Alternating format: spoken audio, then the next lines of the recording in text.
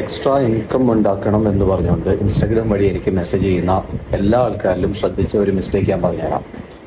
Your focus is on the how, not the what. എന്താ difference ഞാൻ പറഞ്ഞുതരാം.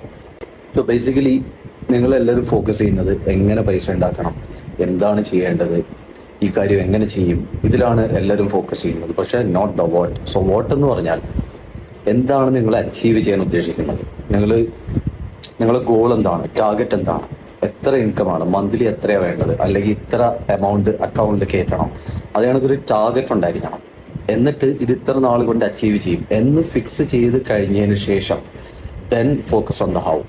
അതിനുശേഷം ആ ടാർഗറ്റ് അവിടെ ഇരിക്കും. So you know where to go. ഇനി പല ഫീൽഡ് പിക്ക് ചെയ്യുക, ഡ്രോപ്പ് ഷിപ്പിങ്ങോ, ട്രേഡിങ്ങോ, റിയൽ എസ്റ്റേറ്റോ, കൺസൾട്ടൻസിയോ എന്താണെങ്കിലും പിക്ക് ചെയ്യുക. എന്നിട്ട് ട്രൈ ഔട്ട് എവറിത്തിങ്. ഇതെല്ലാം വർക്കാവും, അത് വേറെ കാര്യം. നിങ്ങൾ വർക്കൗട്ട് ആക്കിപ്പിക്കണം. അപ്പം ഈ ഹൗ എന്നുള്ളത് യു ക്യാൻ പിക്ക് എനിത്തിങ്. മനസ്സിലായില്ലേ? പല റൂട്ടുണ്ട്, ഇഷ്ടമുള്ള വെഹിക്കിൾ പിക്ക് ചെയ്യാം. പക്ഷെ ആ വോട്ട് ഇല്ല എന്നുണ്ടെങ്കിൽ you don't know why you are going. നിങ്ങൾ എന്തെങ്കിലുമൊക്കെ ചെയ്യും കാശ് ഉണ്ടാക്കാനെന്ന് പറഞ്ഞിട്ട് നമുക്ക് ഒരു ഗോൾ കാണത്തില്ല. നമ്മൾ വണ്ടി എടുത്ത് വെറുതെ ഡ്രൈവ് ചെയ്യുന്ന നടക്കാം. ഫസ്റ്റ് നമ്മൾ എവിടെയാണ് പോകുന്നതെന്ന് തീരുമാനിക്കും. And then you take A car order, bicycle order, bus order, taxi or what ever.